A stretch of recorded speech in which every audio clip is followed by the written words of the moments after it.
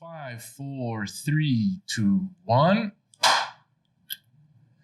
Welcome back to another Stay in Your Lane podcast, episode number 9. Number 9. Wow, this is really growing. I'm so excited. Me too.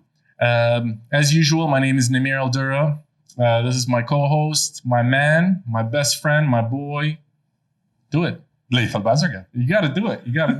And today, we have a special friend of mine as well. I was saying before I came on the show, I was saying that I don't want to say special friend because I think I said that every single time, but it's the truth. And me and you, Billy, We go back. we go way back. So this is my really good friend, Belal, Al-Khatib. He's like my older brother. We go back now quite a bit. How long do you guys know each We other? do. What's 2007 now? Yeah, 2007. Yeah, 2007. Huh? I was living in Dubai back then. Yeah, exactly. Before you went back to the I UK. went to the UK and came back. Oh, no again. way. Yeah. I had a little journey back to the UK for 5 years before heading back. How did you guys meet? On the golf course? No, this is pre-golf, man. We met just randomly. I think we had mutual friends. I think it was actually at Besma's house. It was an iftar or something. At this time of year, Ramadan, True. we just started talking. True. The usual topic. So random. Yeah, we brought up our topic, so we'll get to that. First things first, right? We start off always telling you guys subscribe, like this video, show us some love, allow us to grow this movement, tell your friends, and then the second thing we always do these days is 4.3 million cases so far. 294 deaths, unfortunately. this thing is just hanging on, right? And I think it's part of our lives now. So Yeah. it's the Corona. We're living Corona world right now. So man, this thing's not. It's not going to go away very quick, man. If you remember at the beginning, the predictions everyone was making, we were all like, this is crazy. 400,000 people could be infected. It was 30% of the population, 400,000 deaths. And everyone was like, come on, man, let's get out of here. We've seen this SARS, MERS, all the rest of it. And now we're at 295, you said? 294 deaths. Unbelievable. Already. It's 110, 105 away from the prediction they made. It's crazy. It's not going anywhere. No. I think it's here to stay. Yeah, we just got to learn to live with it, right? Yeah. Until the vaccine comes, or you think there's no vaccine to it, that we're just going to have to live Even with with the vaccine. I mean, vaccine doesn't guarantee 100%. Yeah, but the protection. vaccine, when it comes, I mean, at the end of the day, influenza A and everything else, they have True. the vaccines for that. That's dealt with. It comes, it can be quite debilitating for some, and then you get the vaccine and it's good. Or you get drugs to treat it, right? Yeah. If the vaccine comes, great. We'll I'm clear going most to of it. dive into it. So I've been thinking about this the past couple of days since we've done our last podcast. I think the focus should be more on building your immune system. So everybody's questioning, like, how do we move forward until a vaccine, which nobody can tell you for sure when it's going to be a year, 2 years? There's a lot of unanswered questions. What is the only thing that we can do right now? Increase your immune system. Agreed. You increase your immune system, you live a healthy lifestyle, but we got to keep in mind that the majority of the people right now, right, the demographic that's getting hurt by this the most are older people or people that have For sure. other conditions, comorbidities, right? So maybe it's challenging for them to be active. You also see the discrepancy between the haves and the have-nots, right? True. The people that are dying are the people that can't afford to live that healthy lifestyle all the time. True. Right? So, Exactly. And that's basically what Dr. Nick was saying, right? So he was saying in his area, it's considered like the epicenter. So on the previous episode, if you guys haven't watched it, watch it. It was really interesting. We had our really good friend again, Dr. Nick, who's in Michigan. And he was talking about in his hospital, it's one of the epicenter areas because of the demographic, which are the poor people in the neighborhood that unfortunately, can't live or sustain a lifestyle that's extremely healthy, right? So anyways, so that's our COVID. It is what? Update for the day. It is. I was just thinking, what day is it today? Today's May 12th? 12th. 13. I need acknowledgement, man. 13. 13. You got me all confused. It's the COVID. It's the COVID. It's the working from home. It is. It's the working from home. Sitting at home all day. It's How you been managing? basically just spend my day sat at a desk, looking at a computer, sometimes without video and everything, just talking to a computer all day. It's frustrating. Yeah. But if you're living with people, I've got my daughter, I've got my wife, there's people in the house, it's you can take a break away from it. That's true. The people that you worry about are the people that are on their own most of the time. Yeah. Well, you kind of hear it from both. Some people I know that continue to go to the office because they just wanted to needed that quiet time. Need the break. Yeah. Some people are alone in a studio apartment and they're between four walls. You know? That's true. But listen, when it comes to coping with it, what else can you do, right? You can't. Sometimes you just got to suck it up and say, all right, this is the situation. I've got to take it. It's not what I want to do, but I'm going to find my way through it. And there are always things you can get on with the outside of work and just deal with it. Now the golf courses are open, we're looking forward to getting back out. I'm sure you guys are super psyched.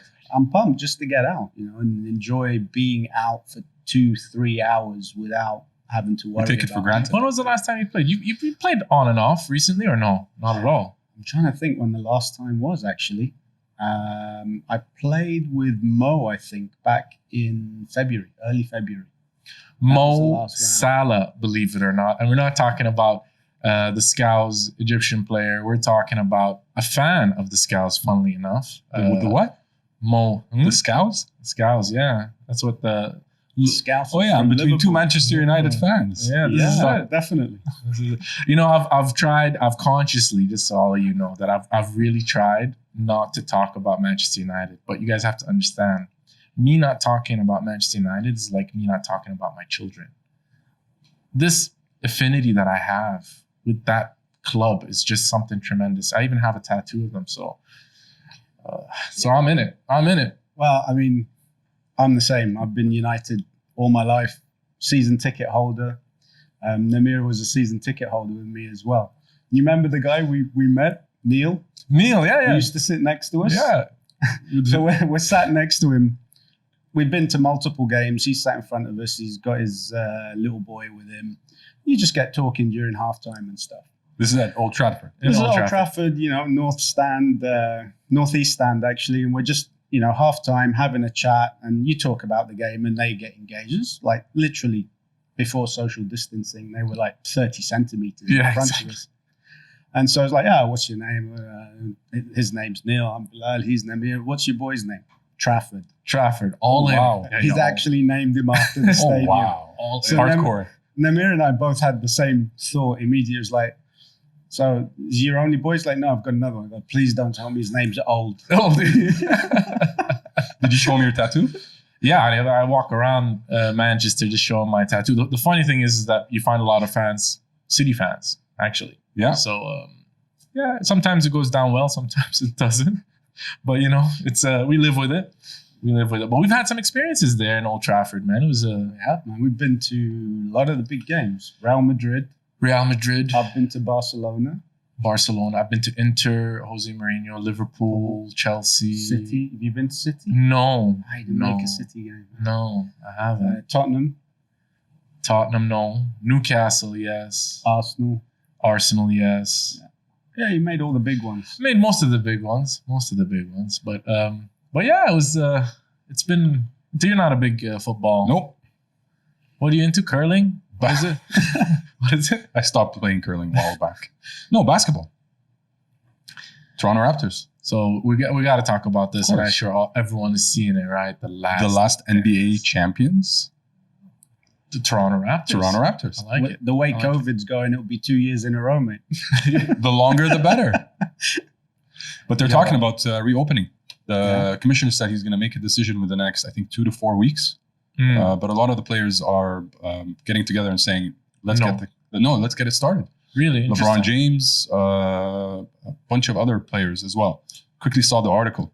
It's really interesting to see that dynamic because you see in other sports, or depending on the sports, you have How's some it in people. Football? Premier League, a lot of players are like, no, cool, we don't think it's safe. Yeah, a lot of people are saying cool. Some are saying it's not safe. The German league kind of the same thing.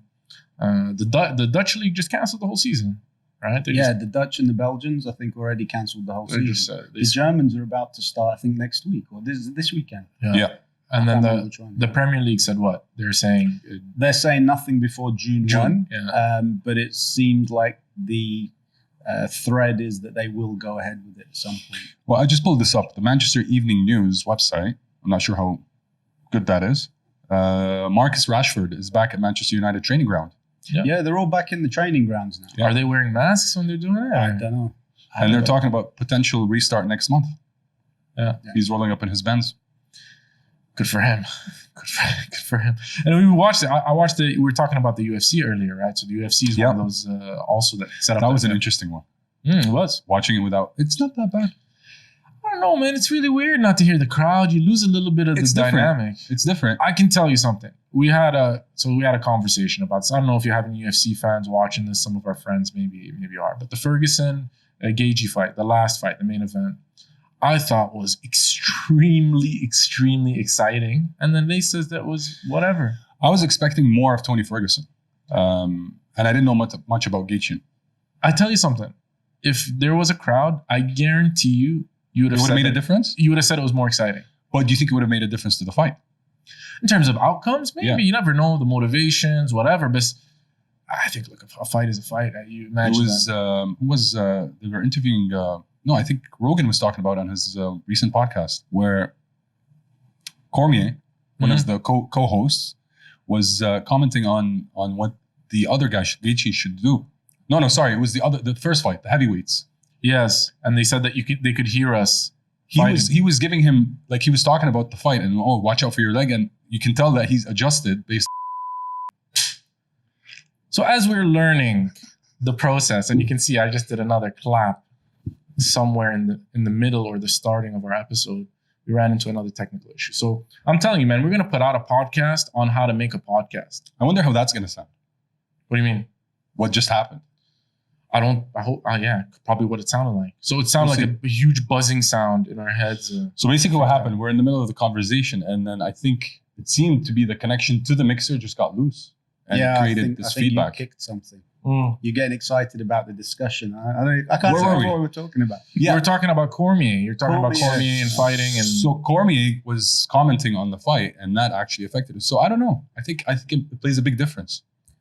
In terms of that impacting because there was no stadium. Yeah. But you know what? When you're fighting and you're used to 25,000 people, and you got those shouting for you, and those against you, that does something to hype you up, to get you into another level of performance. Right? That's true. I mean, same for footballers. Playing on a park to 10 people or playing to 70,000 people every week, chanting your name. That's got to have an effect psychologically and on the effort, the energy, everything you put into the game. Absolutely. No, you have a good point. It's hyping the fighters. Yeah. And, a lot of people these days say TV, you get just as good effect sitting watching a game at home. I can tell you, having spent a lot of time at Old Trafford watching games, especially European evening games, 75,000 people screaming. I remember once a Roma player up for a penalty, and this whole stand is in front of him. Yeah. Like that stand probably holds 25, 30,000 people. It was just a wall of noise. Like the pressure he must be under. It's crazy. Facing this wall of noise, and he blasted the penalty over the bar. Because of it. But you know what? I've watched maybe 2 or 3 UFC fights in Toronto and Montreal when I was in Canada. Specifically the UFC, it makes a big difference when you're watching at home versus live. Because the replays, visual, the commentary, exactly, the analysis. I find it much more pleasant watching it at home. For sure. You know what I enjoyed doing? Like if it was a really good game that we'd been at, you're not going to catch everything on the pitch for sure. Some of it's pretty far away and so on. But when you get home and you watch the highlights of the really good bits, it's like, wow, that I saw that live. Exactly. But you didn't catch that angle. I didn't catch all the angles. Yeah. And you look at it and you go, that wasn't that good, or wow, that was seriously more impressive than what you see. Exactly. Yeah. Exactly. I think they're different experiences, I guess. Yeah. No, for sure. I can tell you, like Besma, for example, she loves the live experience, right? So she can't stand, poor thing, she puts up with it, but her experience of watching it on TV versus how excited she is when we've watched any of the sporting events. Like she loves basketball. We've gone to Old Trafford. I took her to Old Trafford while she was pregnant on our anniversary. That's when you know she's a ride or die. She's committed. And it wasn't just any anniversary. It was our 10-year anniversary. It was super special with Belal. You know, so imagine the romantic scene. Third wheel here, man. Yeah, the romantic scene playing. It was Newcastle that game. I remember that we won 3-1. I think it was 3-0. 3-0. It was our Japanese friend's probably his best game at Old Trafford. Was he there? I can't remember. Yeah, he scored. No. Man, I don't have a memory. Yeah, for that. I'm like that doesn't go that far. But yeah, and you were talking about us. You know, me and Belal have traveled quite a lot of different places together throughout the years, man. Some really interesting things. So we've done a lot of Africa. Africa is definitely an interesting thing. Oh man. Look, I love Africa. Look, I lived, by the way, for everyone to know, I lived in Nigeria for 2 years when I first graduated. I was in the oil and gas sector at the time. So I lived in Port Harcourt, so it's in southern part of Nigeria. And I love my African brothers. But man, it can be an adventure. It is a place that has a lot of ongoings. Right? Nigeria especially. I mean, living there must be a real challenge because just traveling there for work and so on, the travels we did, you're there for 2-3 days. I can honestly tell, I mean, I've traveled probably 70, 80 countries around the world. Nigeria is still the only place that I've never felt comfortable at any stage of my stay there. Yeah. You know, you hear a lot of stories, and I'm sure a lot of it is bad experiences, dressed up and snowballed and so on. But you just don't feel comfortable the minute you walk into the airport. People are trying to take money from you. So that's what it is. It's that, and you're talking about like so many people. If you go to Lagos, what is it? It's 200 million people in Nigeria, roughly. Yeah, and Lagos is the main capital, is the main city, business capital. Yeah. And you driving through traffic, you know, you get strict instructions. Don't go out of your hotel on your own. Don't be walking on the street. Don't wear, you know, flashy things that will draw attention. Don't even pull your phone out and, you know, be talking. There's extremes, right? Extremes, but when you go there the first time. But these sound like big city problems in any parts of third world country. I can tell you, look, I can give some of the stories that Belal is talking about where, you know, there's some real experiences you can have there that I've had there. And I'm talking real experiences that are, I don't think they're big city problems. I think they're problems. Nigerian problems.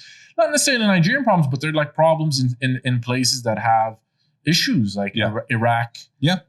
You know, where we're from originally. Yeah. Right. Places. Well, that's exactly, I was going to, you know, my comeback was you've been to Iraq. Yeah. On a business trip. Nigeria would still be worse. Yeah, definitely, because don't forget, I speak the language. So when I go to Iraq, can semi-blend. I can I'd say semi-blend. But it's English correction. Yeah, exactly. It's the British. Queen's English. The Queen's English. You can blend in there. You understand the culture. You know what you're doing a little bit. You understand how to deal with people because you have that experience. When you first go to Lagos or anywhere in Nigeria, it really is a totally unique experience. And I don't think anywhere else in Africa is even similar. South Africa? No way. Not even a chance of being close. It's different. It's a different experience. Yeah. So I did 2 years there. Remember that, right? Yeah, I remember that. Yeah, shout out to my Owibo brothers. Didn't you ask the Nigerians what that means? The guy that you replaced? He died. Yes. How did he die? They told me heart attack. I don't know. To be honest, it could have been. But heart attack? Why? Yeah, well, I can tell you why. You know what? Maybe we'll do a podcast one day where I'll just dive into like a million of these stories because I can go on all day. I can go on all day. There's some interesting things there that happen, but yeah, shout out. I have really good friends there still. Again, Aditya Sharma. This guy really took care of me at a critical time when I was there. So I experienced 2 nationwide strikes while I was there. So the price of fuel got increased and just shut the country down. One was for 2 weeks, the other was for 3 weeks. I was living in Nigeria in 2002 to 2005, just about two years and a bit. And yeah, it was a wild time. Crazy stuff. But Africa, like, if you travel around the world, Africa is a must. It's a different experience. Beautiful place. The people are amazing. When you break it down and you get to the basic level, the people are super friendly, Absolutely. Totally happy with their lives, very musical, very artistic, just interested, generally interested. It's just when you get into a big city and get a bit overwhelming sometimes. But once you've done it once or twice, it's actually a place you want to go back to. Yeah. And we've done we've done all of it. Like we've done Tanzania, Mozambique, Kenya, Botswana, Zimbabwe, South Africa, Egypt, Namibia, Egypt. I've done Libya as well, Tunisia, Algeria. Beautiful place. You've done Ethiopia. I didn't do Ethiopia. Beautiful place as well. Yeah. Ghana, man. Ghana has KFC. Yeah. Again, shout out to the Colonel. By the way, they don't only have KFC, they have lemon pepper chicken wings, which is the only place for everyone to know. I'm going to keep bringing this up. So there's two things I'm always going to bring up. One is I'm a master, right? So I just got to put that out there. Number two is me and the Colonel. We have a connection, an unbreakable bond. I only recognize one of those things. By the way, Belal is part of the whole Colonel's Bitches group, right? I am, yeah. There's nothing like a Colonel's chicken every now and then. It's the secret blend of 11 herbs and spices. This is it. Actually, one of my former colleagues watched our last video and he's like, "Is that the Colonel?" Yeah. He pointed him out right away. He was super excited. Yeah, no. So I had a thing when I used to travel. I always try to find KFCs, and Ghana, like I said, is the only one that I've ever seen that had the lemon pepper. Makes sense. It's probably the cleanest food that you can eat because it's fried and right. Yeah, which is also counterintuitive. It's counterintuitive, right? Like when you're in places like that, you generally stay away from fresh stuff because of the water. For sure. You definitely want to go for cooked and fried. And yeah, interesting. But does it beat the spicy chicken wings in South Africa? Ooh. Which is, by the way, our hot wings, right? In Canada, right? We had those. Oh, it's the same style? It's the same kind of style. Yeah. So, yeah. Love it, man. Good stuff, man. So we're talking about places around the world. When do you think we're going to start traveling again? Well, if you listen to the news, they're talking about opening flights up early June. Some are saying July. Honestly, I think other than absolute urgent need, I don't think people are going to be comfortable traveling, even with the conditions of social distancing and not having full planes and so on. Yeah. I certainly don't think I would be comfortable traveling at that point. And, I travel a lot for work as well as, for my own holidays. I don't see myself traveling anywhere before September, October. Yeah. So is it a specific date that'll make you feel comfortable, or is it the vaccine? Because I'm battling with that with myself, right? Emotionally, internally, I'm kind of leaning towards more the idea of the vaccine. I think that may be the stage where I'd feel that level of comfort. I don't think there's going to be a day where things are going to change, right? Like, what is it? The numbers just decrease. No, but I think they can start implementing testing. It's risk factors, right? Today, I don't think the network is set up, and I'd like to see travel happen for a few months to see how it's going and how that affects the numbers and what the risks could be and so on. And you read the newspapers. There's a lot of data on, let's say, articles that say actually the plane's a safer place because you've got positive pressure and etc. and so on. I can't remember the technical details. Sponsored by Delta Airlines.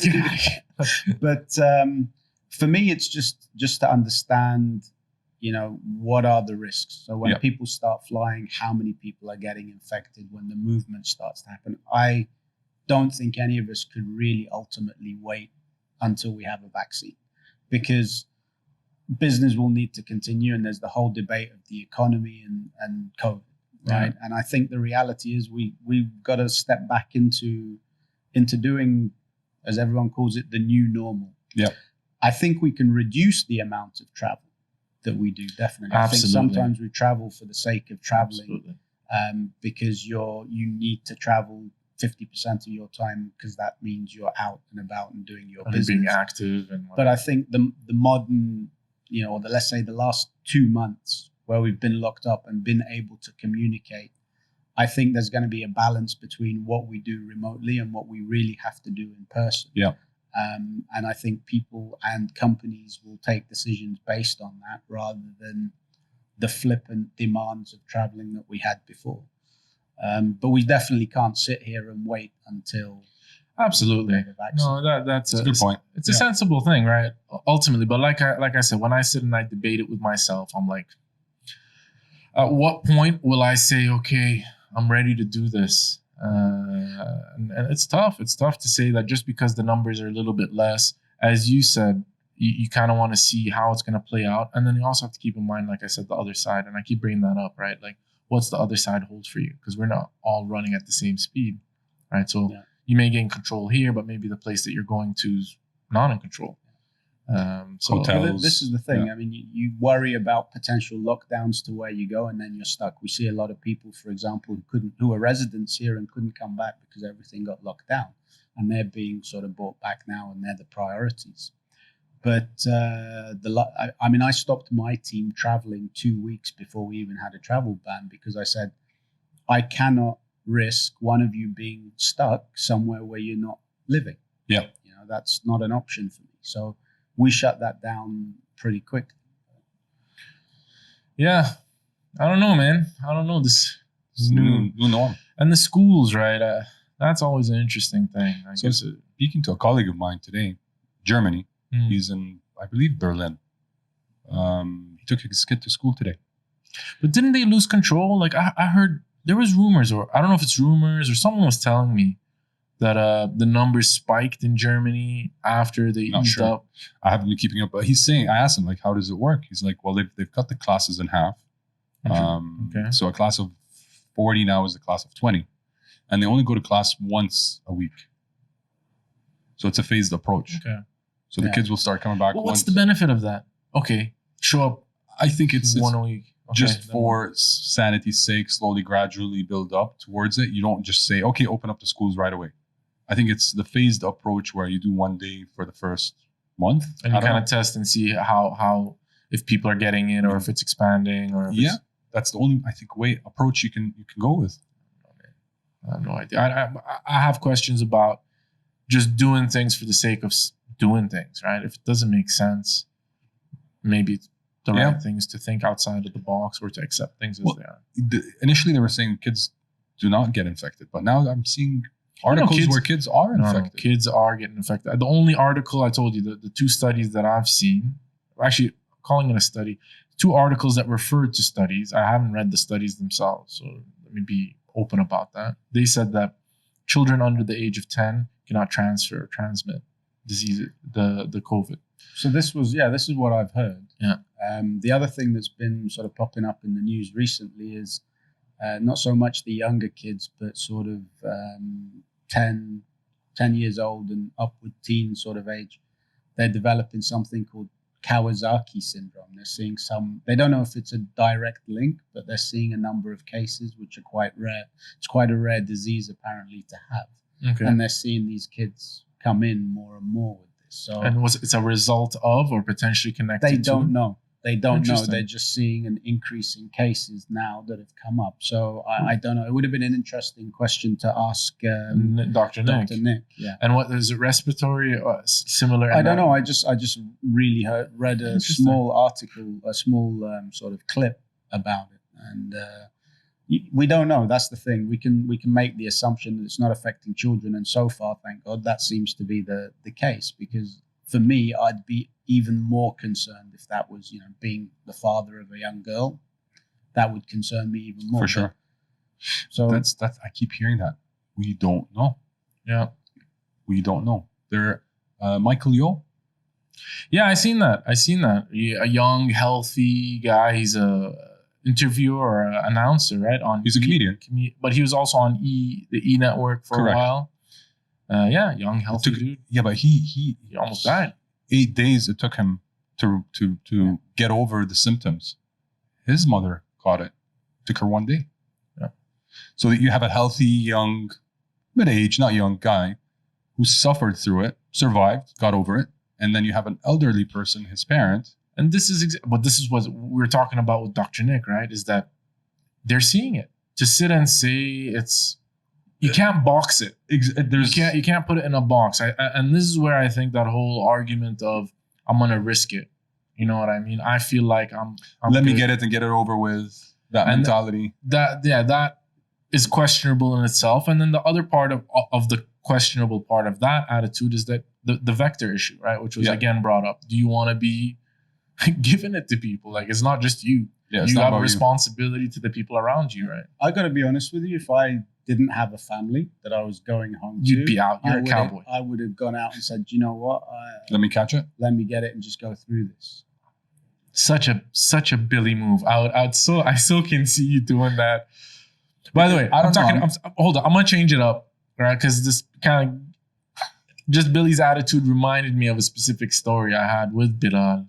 I don't know if you remember this, but it was in Manchester, right?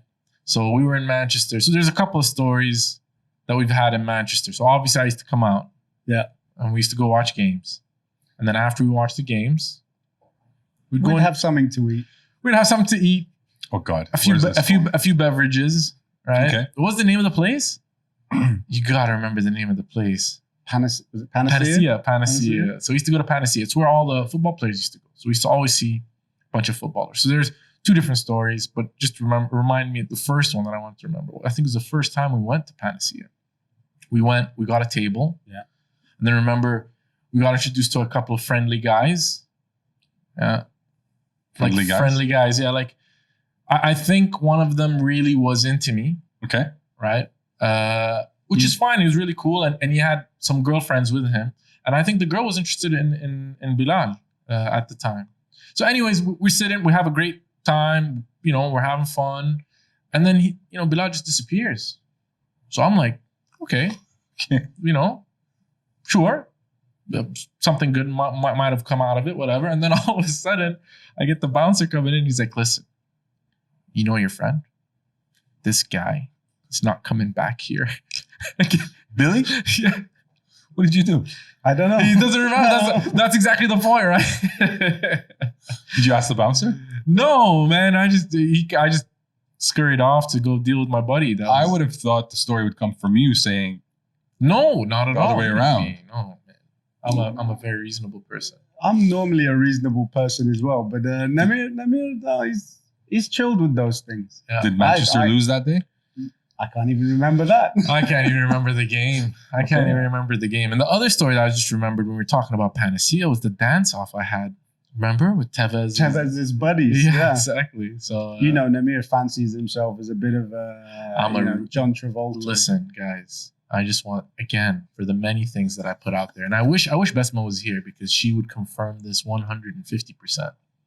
My dancing skills are definitely above average. I would have to say, I'm being generous, like above average. Personally, I think it's quite spectacular. But anyways, right? So I did a little bit of my thing.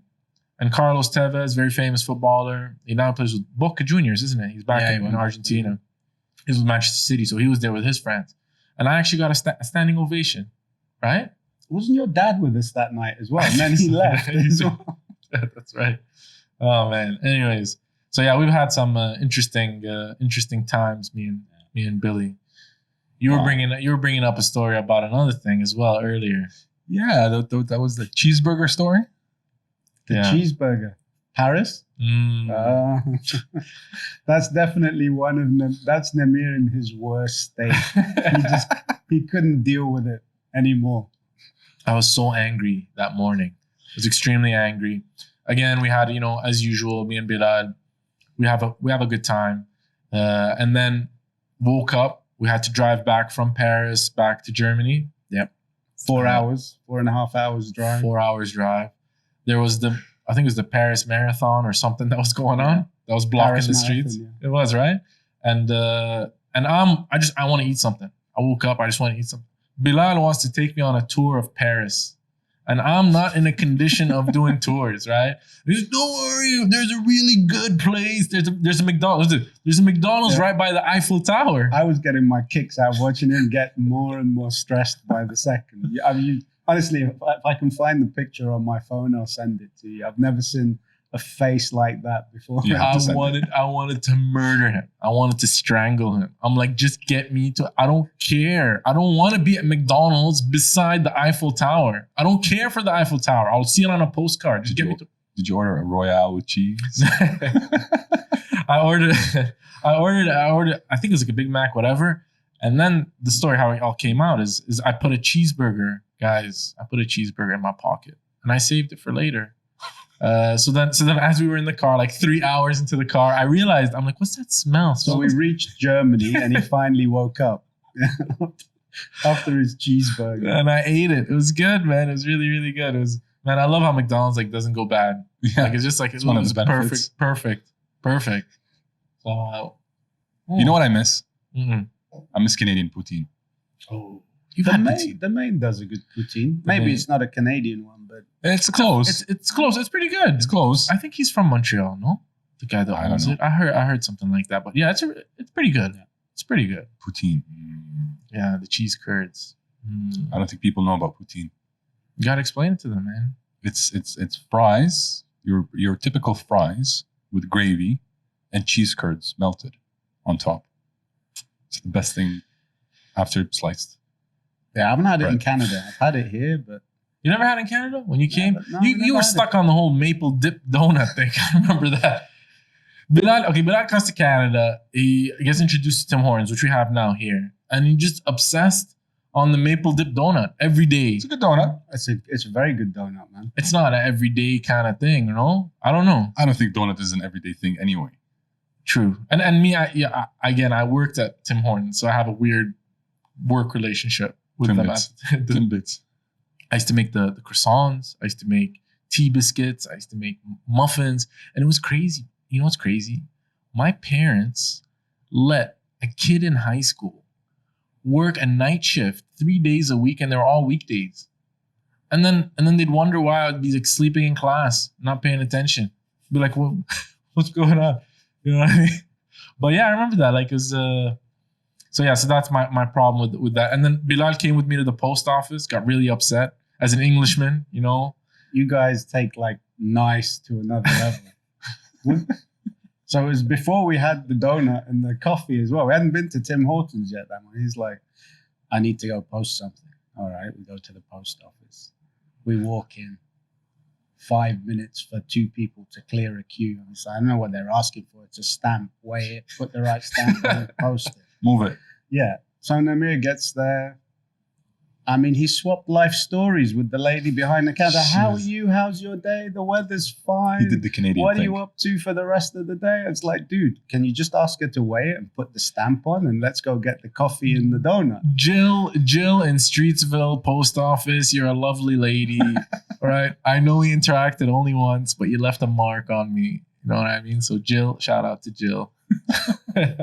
No, man, that's just the Canadian way. Look, I love London. I love the UK. Okay, maybe I don't, because I'm just saying that because I want to connect. But it's so dreary. You guys are all upset. Be friendly. We're very friendly. Smile. It's No, the sky. I It's know. always great. What do you want us to do? What's there to be happy about? Smile. It's such a beautiful place. It is a beautiful place, It I is. must say. Very cultured, very beautiful. All sorts of things to do there. But man. All right. All weather aside, Yeah. as a city, put aside all the weather and everything else, where do you rank London as a city? Because for me, it's one of the top. It's definitely It's top, definitely a top city. top 5. Top 5. So what are your top 5 then? Okay, look, whether you like New York or you don't, New York's got to be in there, I in the agree. mix. Yeah. Tokyo's always got to be there because the Japanese are just different planet. Haven't been there, but heard lots of things. Legit, I've been there as a child, but I can't forget it, right? Impactful. So we said what? Tokyo, we said New York. New York. Toronto.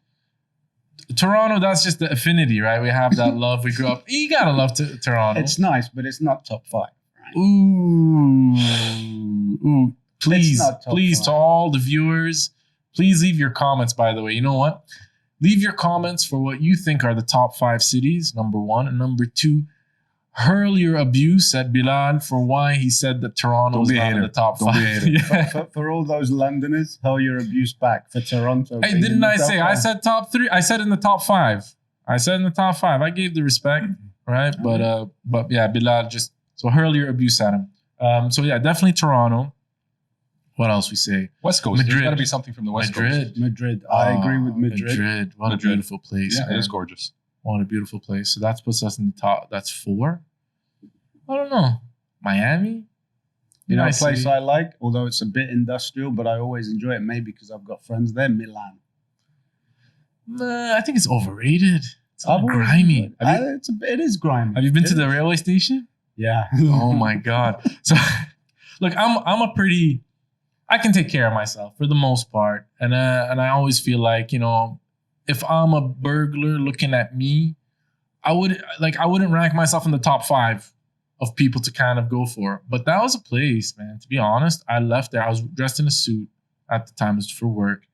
I didn't feel comfortable, man. It wasn't even that late. I'm serious. There was some sketchy people, some super sketchy people, like really, really sketchy. I was carrying a bag and I didn't feel comfortable. I'll tell you one city that I really enjoyed as well, but it's off the beaten track for a lot because it's so far out. Buenos Aires, Argentina. I'd love to go, What man. a city. Love to go. You guys have both done South America. I've never. I love Rio. Rio is amazing. That was the thing. It was a balance between Rio and Buenos Aires. I'd love to go to Buenos Aires. Rio was just like, if you don't know someone from Rio who can take you into the depths of Rio and feel safe, all you see is the touristic Ipanema beach. And so you didn't do the favela? Whatever. Didn't do the favela. You went to the favela? Without knowing. Without knowing, I got into the favela. Let me take a stroll into the favela. It wasn't like that. So my sister-in-law's brother-in-law. Okay. Sister-in-law's brother-in-law. I'm trying to imagine that. Okay, got so you. So my brother's wife, yeah, her sister's brother, husband. Got it. We had to run an errand, and he's like, okay, fine. So he doesn't speak a lick of English, and I don't speak Portuguese.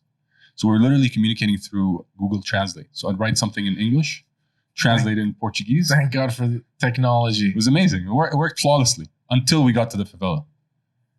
We had an errand to run, and I understood that he's saying from the Google Translate, it's like, okay, come with me, we'll go.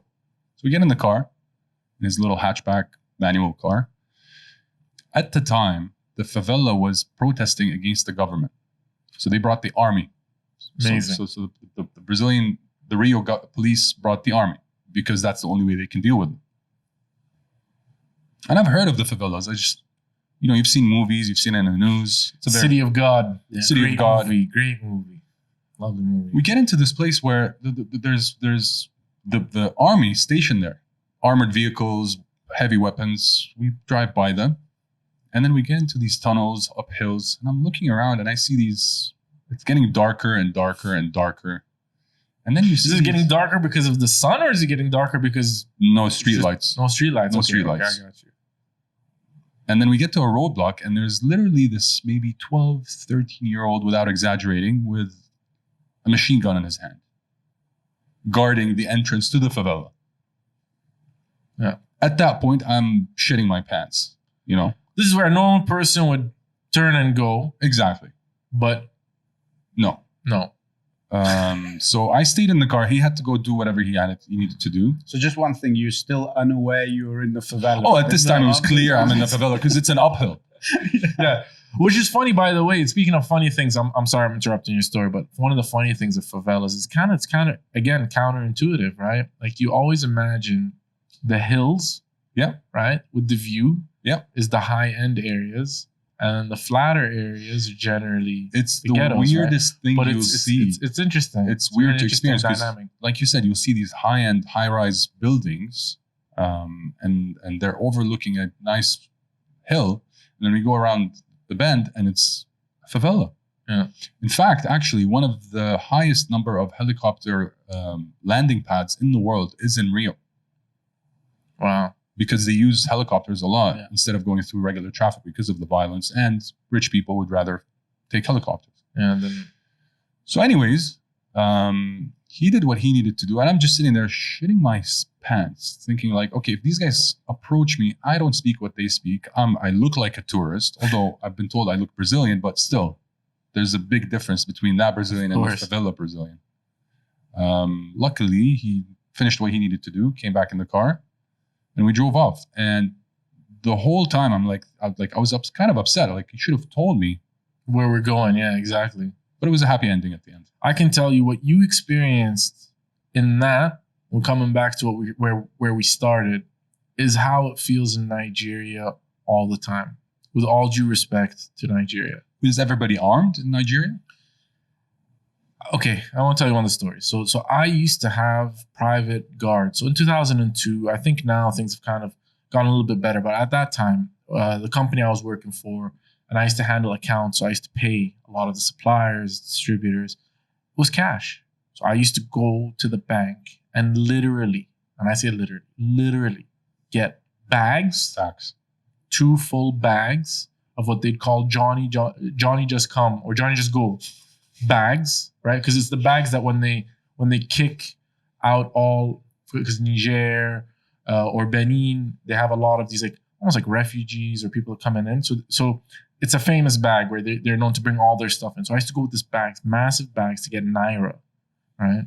And go out. So obviously I used to have to hire security. So I had guns with me all the time. So I'd keep one guy. So the story of this is really, really interesting. So there was a Scottish guy who lived in Nigeria. He was married to a Nigerian. And he had a place called Pisces. It's a bar. Can't remember his name, man. Sounds like a gay bar. No.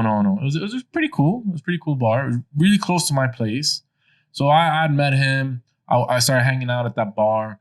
And then I ran into what you call basically like the general or the head of the police in that neighborhood.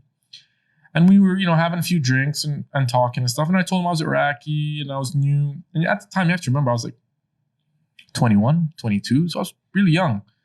And I was just telling him, this is, I've been here for a few months, blah, blah, blah. This is what I'm doing. This is the company I'm working for. So he's like, listen. And we've had a few drinks. So he's like, listen, if you ever have a problem with anyone for $500, right, I can go speak to them. For $1,000, I can solve your problem. For $2,000, I'll make them disappear. Wow. So I'm thinking like, what the fuck just happened? What in God's name was that interaction? And you got to remember, in a place in oil and gas where people get paid very, very well. So $2,000 is not significant even at that time. It was just nothing compared to that.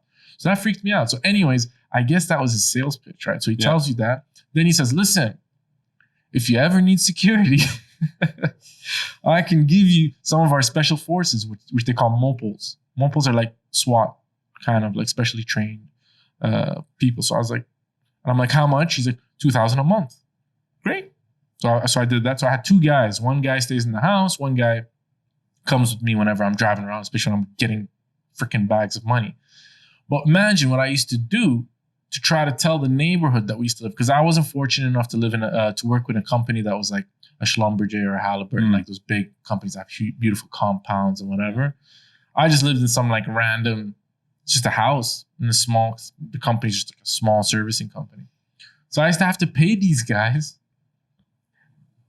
to get bullets every week to shoot those bullets in the air, just to let the warning shots. Yeah, let the neighborhood know that we do have an Awibo in the neighborhood, but he's got a gun. Yeah. So just take your crazy stuff elsewhere. So it was pretty wild, man. It's just a wild place, man. Some cowboy stuff.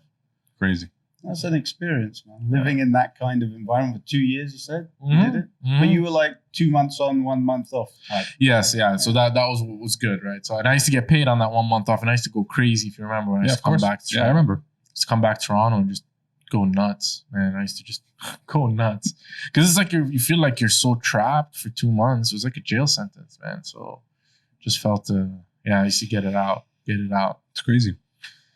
That's it, man. Where are we going with this? I don't know. I think whenever we say where we're going with this, it's the time to pull the trigger. It's the time to pull the trigger. Let's do it.